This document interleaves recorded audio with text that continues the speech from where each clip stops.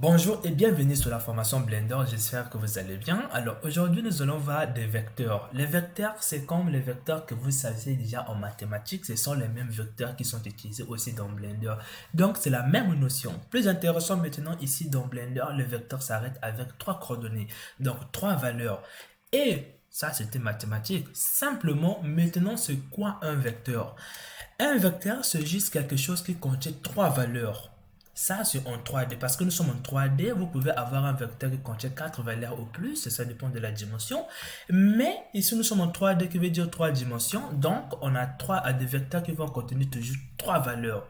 Maintenant, lorsque vous avez un vecteur qui contient encore des vecteurs, c'est là où on appelle des attributs. Donc, il faut retenir bien cette notion. Lorsque vous avez un vecteur qui contient encore des vecteurs, donc les valeurs de vos vecteurs sont des vecteurs encore, c'est là où on appelle des attributs. Donc, je ne vais pas aller loin. En Python, on appelle ça des tuples, mais on peut avoir aussi des listes.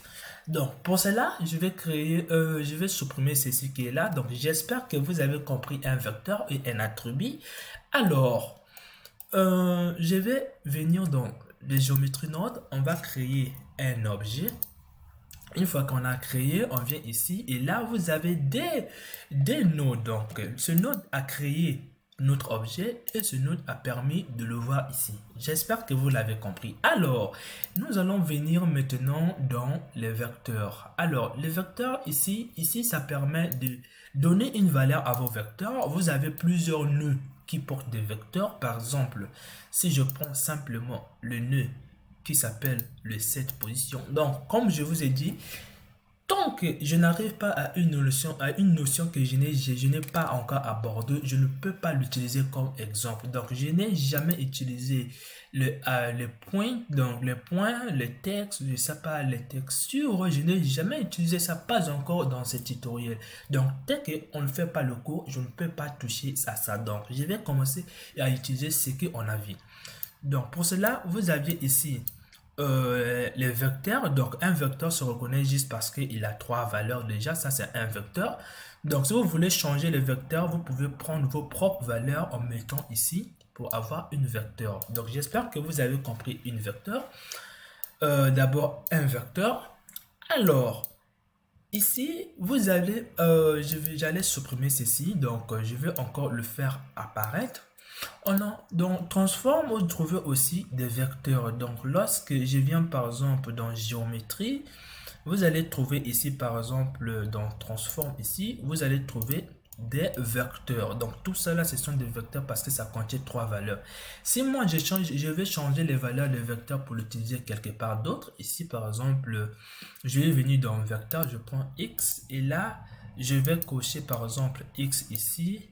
Comme vous le voyez ici, donc je vais déplacer X et là je vais faire ceci comme vous le voyez. Donc j'espère que vous avez compris. Donc on continue à comprendre un peu le vecteur. Comme vous voyez, ça permet juste de donner les valeurs sur vos vecteurs ici. Ou encore, vous aurez des nœuds qui ont trois valeurs mais qui ont une seule. Parfois, vous aurez besoin de prendre le X quelque part sur le nœud quelque part ici. Et c'est grâce à ce vecteur que vous allez le prendre. J'espère que vous les comprenez vraiment. Alors, je vais les supprimer. Nous allons maintenant passer au séparé vers RGB. Donc, je dirais pas RGB, mais sur des vecteurs. Alors, le séparé vecteur ici va prendre les informations sur des vecteurs et le faire sortir séparément.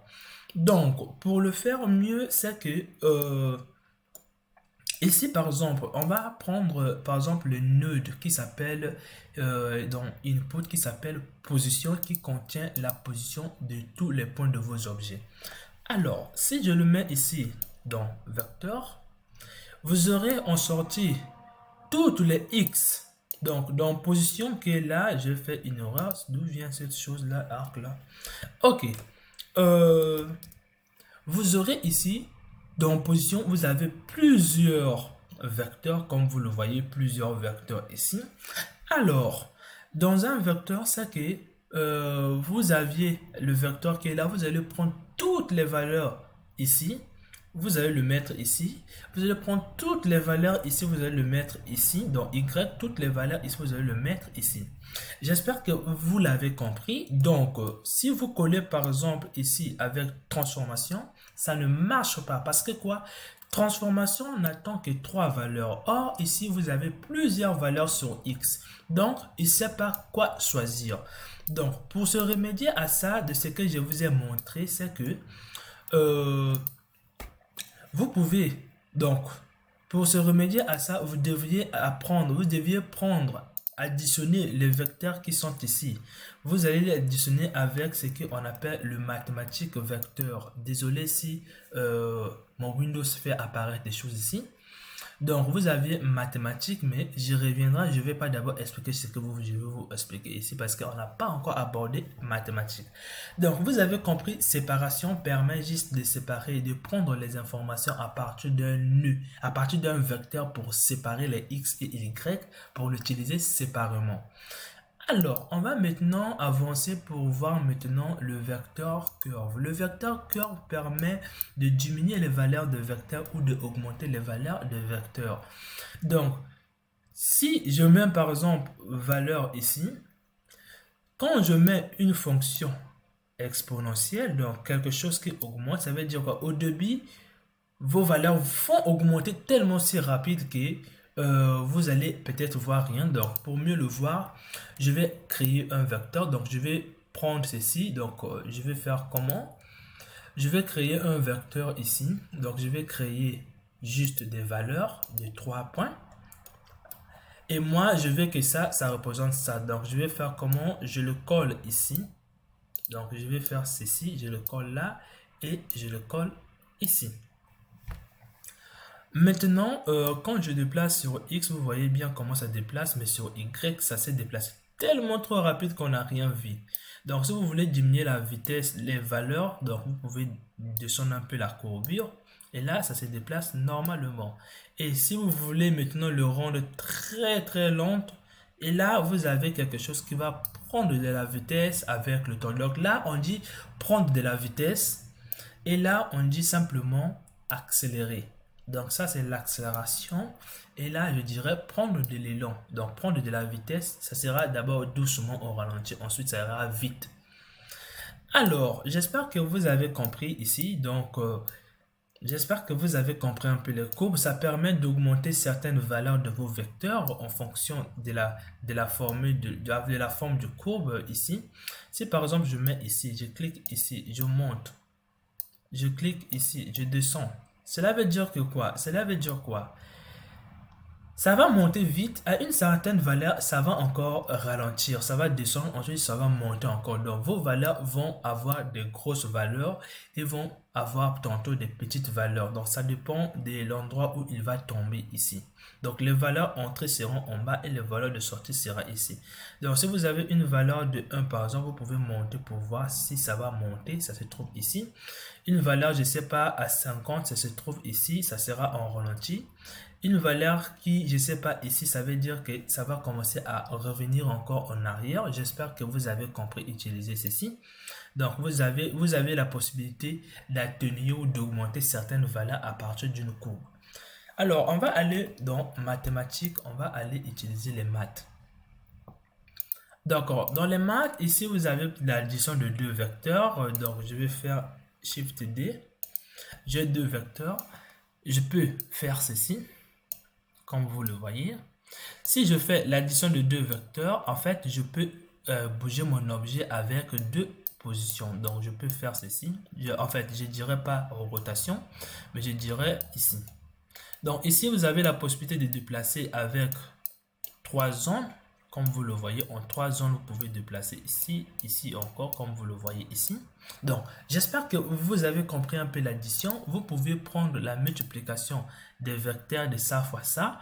Vous avez aussi la possibilité ici de faire la division, mais moi, je ne sais pas à quoi sert la division des vecteurs parce qu'en mathématiques, de ce que j'ai appris, la division des vecteurs n'existe pas. Bon, bref, je ne sais pas pourquoi ça existe ici, mais bref.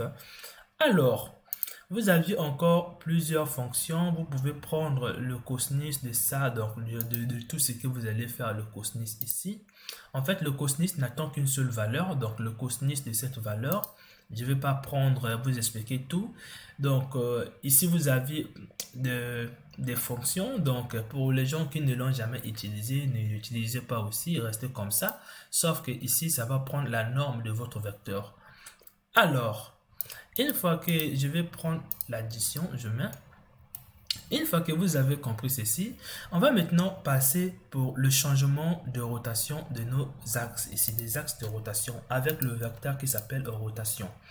Donc, on va venir dans vecteur, on prend rotation. Dans rotation, vous voyez qu'on peut directement le relier avec rotation, mais le grand chose, c'est que ici, vous allez pouvoir ici changer le centre, là où va le centre de la rotation de votre objet. Ici, vous allez pouvoir changer la direction de rotation. Donc, vous allez tourner un peu l'axe. Je ne peux pas vous le faire montrer ici. Ici, vous allez changer la position. Ici, vous allez changer l'axe. Et maintenant, quand je veux faire rentrer la valeur de rotation, ça ne peut pas. Donc, ça avec... Puisque là, ça attend un vecteur, je vous ai dit pour créer un vecteur, vous pouvez venir dans vecteur ici. Vous prenez le combine x, y. Donc, lorsque vous faites ici, vous avez la possibilité de tourner comme vous le pensez ici. Alors, ici, vous pouvez choisir l'axe que vous pouvez modifier. Si vous voulez faire ici, vous allez pouvoir modifier que l'axe X. Donc, ça sert seulement à changer la direction de votre axe avec les valeurs qui sont là. Vous allez pouvoir changer la direction de vos axes. Comme vous le voyez ici, je vais changer. Même le Z a changé. Le Z n'a pas changé parce que nous utilisons justement l'axe X. Donc, si vous pouvez voir que le fait sur l'axe X qui est là. Alors, ici, on utilise le sens positif de l'axe X qui est bien le sens là. Donc, ce sens qui est là. Si on veut inverser l'axe qui est là, on veut l'inverser sur cet axe. Vous n'avez qu'à cocher ici et là, on est inversé. Et vous allez aussi retrouver ces mêmes valeurs dans les contraintes. Ici, vous allez avoir les inversés. Par exemple, copier rotation. Vous avez ici... vous aurez quelque chose qui va permettre d'inverser les choses. Donc, par exemple, c'est où là? Copie rotation. J'ai confondu. Je vais prendre ici copie rotation. Alors, dans copie rotation, je ne sais pas pourquoi. Donc, je pense que je les ai confondus là. Donc, je les ai confondus ici. Alors, j'espère que vous avez compris. Inverser, ça change le sens. Au lieu de suivre X qui est là, vous allez suivre moins X. Donc, j'espère que vous le voyez. Si je tourne par exemple, là, j'ai bien changé la direction. Et là, si j'enlève, je vais changer la direction. Mais vous n'allez pas voir parce que c'est toujours une droite. Donc, changer de direction ou pas, c'est la même chose. Donc, alors... Vous aviez encore ici l'angle de rotation. Donc, par défaut, moi, je peux tourner mon objet à un angle donné.